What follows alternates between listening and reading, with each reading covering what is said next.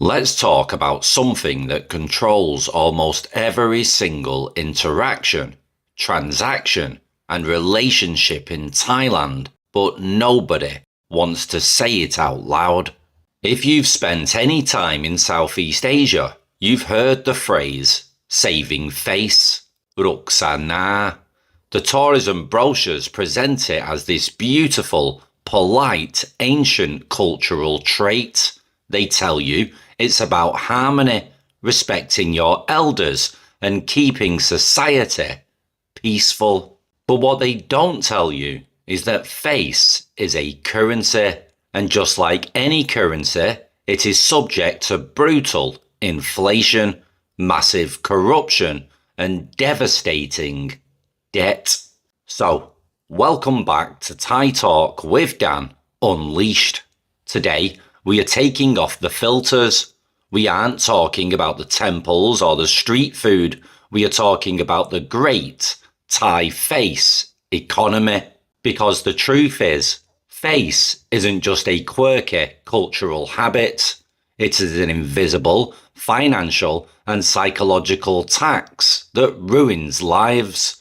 It ruins families. And if you aren't careful as an expat, it will absolutely ruin you. So, who actually pays for it? Grab a drink and sit down and let's break down the true cost of looking good in a system designed to keep you broke.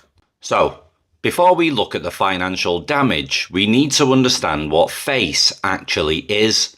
In the West, we have this idea of individualism. If I look like an idiot, that's on me. My ego takes a hit. I move on. In Thailand, your face is your net worth, your social credit score, and your family's resume, all rolled into one. It is your standing in the hierarchy, and make no mistake, Thailand is one of the most rigidly hierarchical societies on planet Earth. Now, there are two sides to face. There's giving face, which is about showing respect to those higher than you on the ladder, and there's losing face, which is the ultimate social death sentence. To lose face is to be publicly embarrassed, criticised, or exposed as inferior. But here is where the economy part kicks in. Face can be bought. In a society where you cannot easily change your birth or your family lineage, material possessions have become the ultimate shortcut to manufacturing face. It's an optical illusion. If you look wealthy, you are important.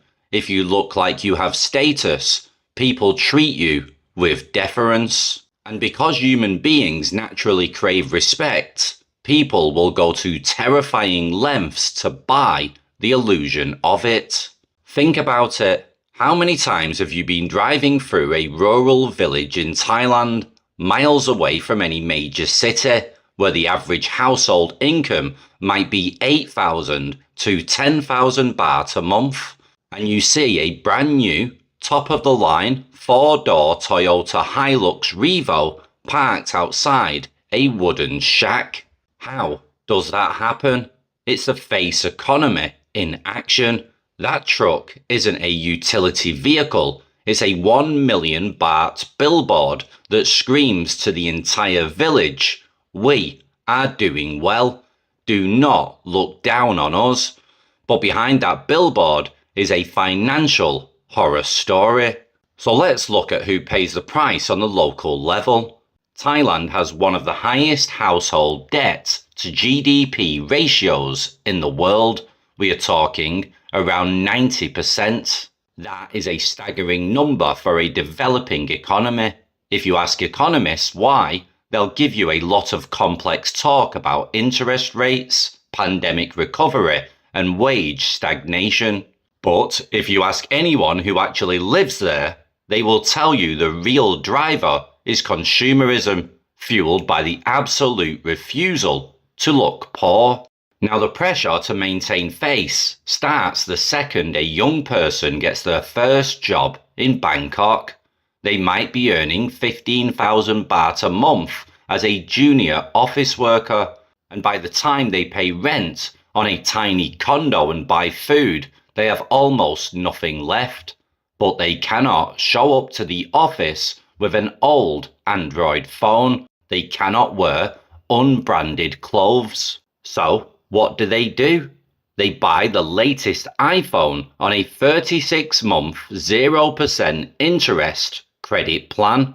They sign up for 3 different easy credit cards. And it gets worse when you look at the family dynamics. In Thai culture, there is a massive expectation of filial piety, returning wealth to your parents, supporting the village, showing that the child who made it in the big city is taking care of the family. So the pressure transfers. The parents back in the province need to host a merit-making ceremony at the temple, or a wedding, or a funeral. And this is where the face economy becomes downright predatory. A village wedding or funeral isn't just a private family event. It's a competitive sport. How many tables did you book? How much whiskey did you buy? Did you hire a full stage with dancers? If you throw a small, modest event because that's all you can afford, the village gossips. Oh, look at them. Their son went to Bangkok and clearly failed. They have no money. So, to avoid that shame, and in order to save face, parents will go to the loan sharks. They will borrow money at illegal, crazy interest rates of 10%, 20%, or even 30% a month just to fund a 3-day party to impress neighbours they don't even like. They pay for 3 days of prestige with years of financial slavery. They are literally burning their future to buy a moment of temporary respect. It is a tragedy played out in millions of households across the country every single day. So now let's pivot to the foreigners, because if you think you are immune to this because you hold a Western passport, you are dead wrong. In fact, expats are the ultimate fuel for the Thai face economy. When a Western man lands in Thailand, he is instantly hit with a massive surge of ego. Back home in the UK or the US or Europe, he might be just an average guy. He's a regular worker. Maybe he's older. Maybe he feels invisible in a society that doesn't value him. Suddenly, he steps off the plane in Bangkok or Pattaya and he is treated like a king. People are smiling, bowing, calling him sir, and treating him like he's a walking ATM. And that feels good. It is an intoxicating hit of face. The trap snaps shut when the expat decides he wants to maintain that feeling. He starts playing the role of the wealthy benefactor. He wants his Thai girlfriend, her family, and the entire village to think he's a man of immense substance. And this is where the financial exploitation under the guise of culture begins. So let's talk about sinsod, the traditional Thai dowry. Historically, it was a symbolic gesture to prove the groom could financially support the bride. In modern times, within the face economy, it has mutated into a public auction. I have seen expats lay out hundreds of thousands of baht, gold bars, and land deeds on a table during a wedding ceremony. Why? Because the family needs to take photos of that cash. They need to post those photos on Facebook. They need the neighbours to see the stack of notes so the family's social standing skyrockets. And the expat thinks, wow, this is their beautiful culture. No, mate, you just financed a marketing campaign for your in-laws. And what happens after the wedding? The face economy doesn't stop charging you rent. Because now the family needs a new house built. Not because the old one is falling down, but because the neighbour's daughter married a German guy who built them a 2-story concrete house. So now your family needs a 3-story house with a wall around it. And if you say no, you are causing your wife and her family to lose face. And you become the bad guy. You are labelled as cheap, stingy, or broke. Keeniao, a cheap Charlie. So, because many expats are terrified of losing that beautiful smiling validation they fell in love with, they keep paying. They drain their pensions, they liquidate their assets back home, and they feed the beast. They buy the face until one day the bank account hits zero. And let me tell you something about the face economy. The minute the money runs out, the face disappears, and so do the smiles. But let's look past the money. What is the human cost of this? What happens to a society when everyone is wearing a mask that they can't afford to take off? The psychological strain of the face economy is immense. When public perception is everything, honesty becomes a liability. Think about how this affects everyday life. If someone makes a mistake at work, they cannot easily admit it. To admit a mistake is to lose face. So instead, you get excuses, deflections, or total silence. Communication breaks down because everyone is tiptoeing around each other's egos. It creates a culture of profound anxiety. You are constantly performing. You are performing wealth that you don't have, happiness you don't feel, and status you haven't earned. Even the concept of Mai Pen Rai, which foreigners think means no worries or it's all good, is often just a defense mechanism.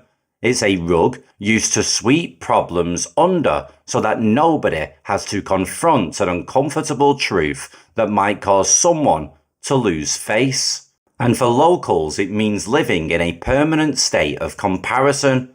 Thanks to social media, TikTok, Instagram, Facebook, the face economy has gone into overdrive. Now, it's not just about impressing your village, it's about impressing the entire internet. The pressure to look like you are living a glamorous high-status life is driving young Thais into unprecedented levels of anxiety and depression.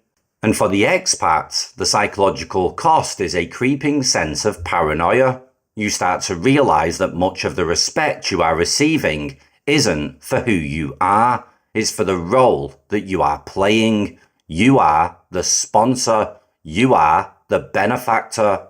And then you start to wonder, if I stopped paying for the face, if I insisted on living a simple budget life, who would still be standing next to me? So, how do you survive the great Thai face economy? If you are a foreigner living in Thailand or planning to move there, you need to develop a thick skin and a very clear set of boundaries. You have to learn the power of saying no gracefully, without anger, but with absolute finality. You need to realize that you are an outsider. You will never fully understand every nuance of the hierarchy. And guess what? That is your superpower. Because you are an outsider, you don't actually have to play the game. You can choose to step off the board. And if people think you are cheap because you drive an old motorbike or live in a modest apartment, just let them. Their opinion doesn't clear your bank statement. True respect cannot be bought with an iPhone on credit or a gold necklace draped around someone's neck for a Facebook photo. Thailand is a magnificent country with some of the most resilient, wonderful people you will ever meet. But like everyone else, it has its shadows. The obsession with appearance at the expense of reality is one of its darkest. Don't finance an illusion. Keep your money in your pocket, keep your eyes wide open, and refuse to pay the tax on someone else's ego. So let me know what you think in the comments below. Have you seen the devastating effects of the face economy? Have you been trapped by it yourself? Let's get a real conversation going, and also hit subscribe if you want the unfiltered truth, and I'll see you in the next video.